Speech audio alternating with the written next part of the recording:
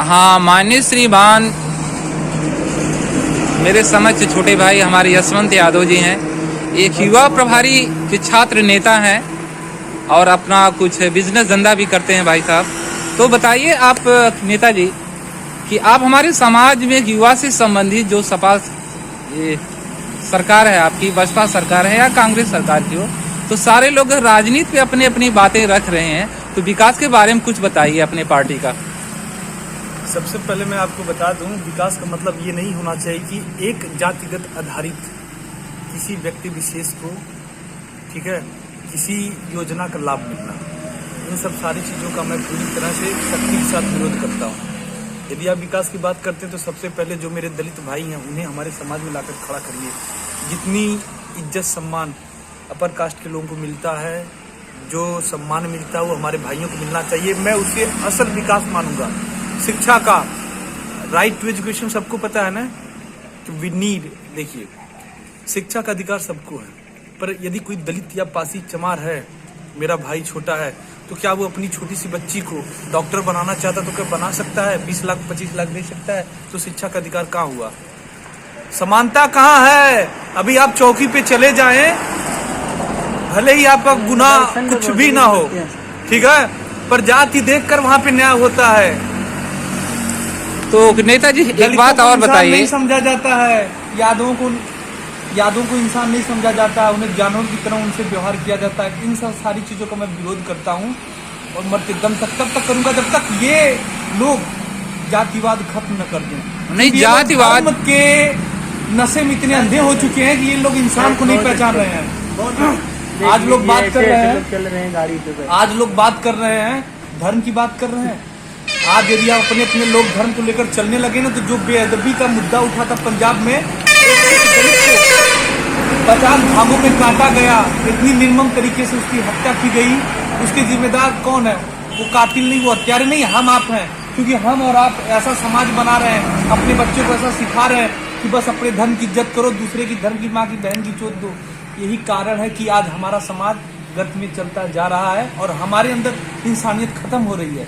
आज हर एक इंसान पैसे कमाने के बारे में सोच रहा है, अपने धर्म को आगे बढ़ाने की बात कर रहा है, पर इंसानियत की कोई पूजा करने की बात नहीं कर रहा है। नेताजी, मैं आपसे अपने विकास, आपकी पार्टी सपा पार्टी से आप युवा प्रभारी भी हैं इस क्षेत्र के ठेकमा के, तो आप बताइए कि बता रहे हैं कि समाज से संबंधित जो विकास की बातें बता रहे हैं, सपा की पार्टी के इतना विकास हुआ है, तो आपका विकास कहाँ कहाँ हुआ, कैसे क्या हुआ आपके क्षेत्र में? सपा पार्टी आपकी इसके पहले 15 साल रही है। आप मुझे बताइए, भाजपा सरकार, भारतीय जनता पार्टी का कितने साल तक यहाँ पे शासन था?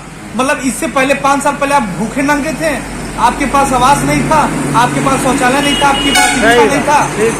कौन सा विकास आप कर दिए? यदि यादवों का, दलितों का, पिछड़ों का कोई विकास किया है तो वो या तो मायावती ने किया है या तो मुलायम यादव ने किया है।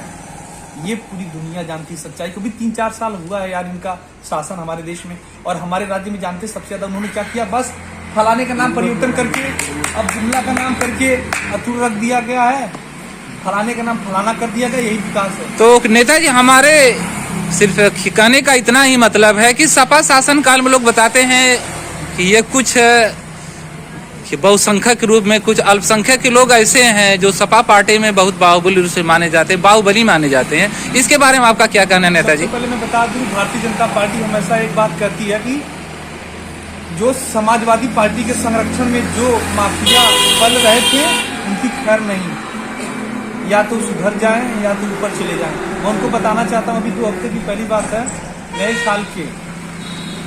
साल के उपलक्ष्य में जौनपुर जिले में एक छोटे से क्रिकेट का उद्घाटन किया जाता है। उसमें धनंजय सिंह को बुलाया जाता है, वही धनंजय जिसको कई जिले की पुलिस खोज रही है।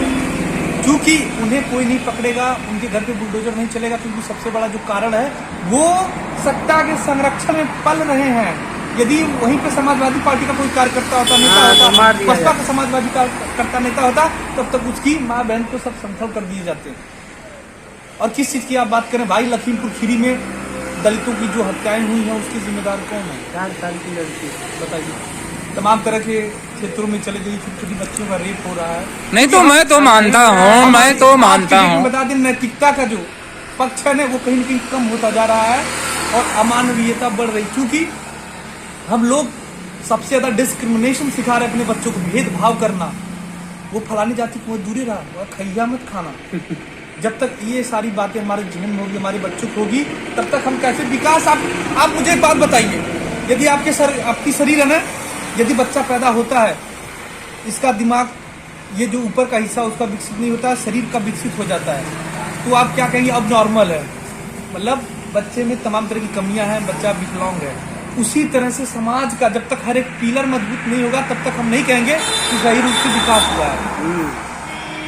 जितना ठाकुर बढ़ रहा है, उतना दलितों को बढ़ाइए, पासियों को बढ़ाइए, यादव को बढ़ाइए। कहाँ पे शोषण नहीं हो रहा? सबसे ज्यादा अगर शोषण कहीं होता है तो जातिगत आधार पे होता है, और किसका होता है सबको पता है। नेताजी, यही बात मैं आपसे कहना चाह रहा हूँ, मैं आपसे यही बात पूछना चाह रहा हूँ, क्या सपा बसपा शासन काल में जो आपकी बातें होती हैं, जो सपा बसपा कहती है कि मैं दलितों का रखवाला हूँ, कोई कहता है मैं यादवों का रखवाला हूँ, तो क्या किसी एक पार्टी के नाम से एक जाति को लेकर के कोई पार्टी बन सकती है, चल सकती है क्या विकास में?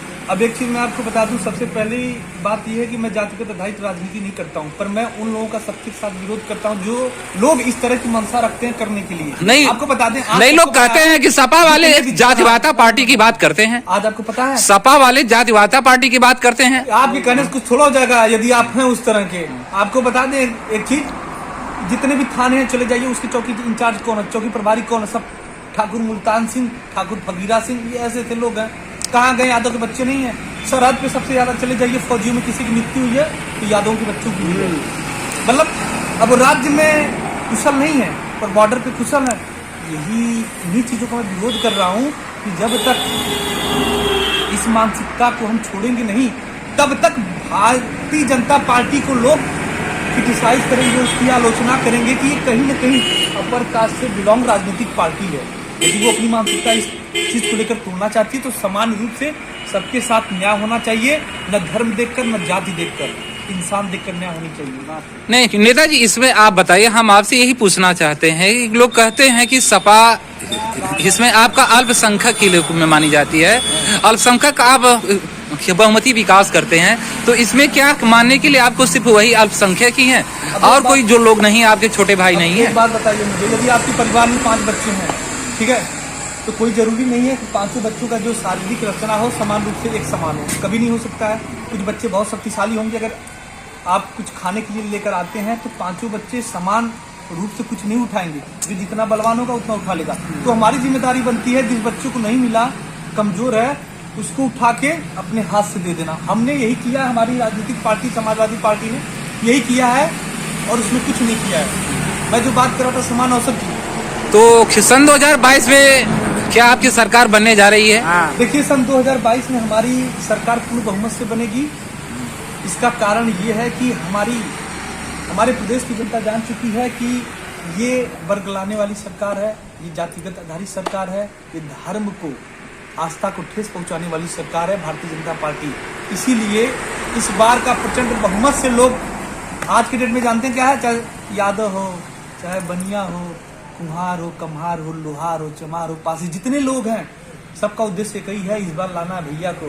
भैया कौन? भैया जी को लाना है।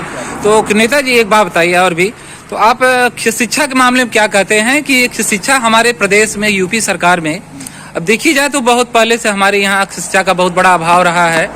तो हमारे इस शासनकाल में भी देखा गया है कि सामने कोरोना की वजह से कुछ पार्टियां, कुछ लोग ऐसे मिल करके उसमें कुछ शिक्षा से संबंधित कोई नीति चलाई, लेकिन चलाने के बाद भी कुछ शिक्षा का स्तर हमारे यूपी में बहुत कम अभी भी है। इसके बारे में कुछ कहना चाहते हैं? सबसे बड़ा कारण ये है ना कि हमारे देश में जो केंद्र सरकार में बड़े बड़े नेता लोग हैं वो पढ़े ही बहुत कम है, वो दादागिरी किए हैं। नहीं तो आप मुझे ये बताइए, चाइना जैसा देश जो अपने देश की सब्सिडी को सबसे ज्यादा हो रहा है, अरे बोलते रहिए नेताजी, आप बोलते रहिए। दिल्ली जैसा छोटा सा राज्य क्या है, अपने राज्य का सबसे ज्यादा जीडीपी खर्च करता है शिक्षा के ऊपर। जब तक आप शिक्षा के ऊपर एक मद का पैसा खर्च नहीं करेंगे तब तक आप कैसे कह सकते नहीं किसी राज्य की जो व्यवस्था है शिक्षा से रिलेटेड वो कैसे बेहतर हो सकती है। तो सबसे पहले जो राइट टू एजुकेशन है, ठीक है, उस चीज़ को जमीनी स्तर पर लाएं। प्रत्येक परिवार, ऐसा परिवार जो आर्थिक रूप से गरीब है पर उसका बच्चा परिवार का पढ़ने के लिए उत्साहित है, उस लायक है, तो उसे सरकार, राज्य सरकार या केंद्र सरकार के द्वारा उसे प्रोत्साहित करना चाहिए, उसे स्कॉलरशिप के माध्यम से पढ़ाना चाहिए। तो नेताजी एक बात और बताइए। आज आप मुझे ये बताइए, यदि कोई दलित कुमार पासी का बच्चा ये चाहे कि मैं डॉक्टर बनना चाहता हूँ, MBBS करना चाहता हूँ, क्या वह सक्षम है? क्योंकि उसे स्कॉलरशिप नहीं दी जाएगी। हमारे यहाँ आज शिक्षा माफिया लोग बैठे हैं। एक बच्चे को पढ़ाने, अगर यदि आप पढ़ाना चाहते हैं तो आपको तमाम जगहों से ऋण लेना पड़ेगा। हो सकता है शायद यदि उस ऋण को आप भरपाई नहीं कर पाए तो आपका खेत गृहस्थी तक उन लोगों के पास चला जाएगा। अब बताइए डी फार्मा का फीस है कितना, 65,000? नहीं तो कौन देगा? नहीं तो एक बात बताइए, जोगी जी तो इसमें पूरे यूपी में इसके पहले 15 साल के शासन काल में सपा बसपा रही है, भाजपा रही है, कांग्रेस, सभी लोग रहे हैं मंत्री पद पे, लेकिन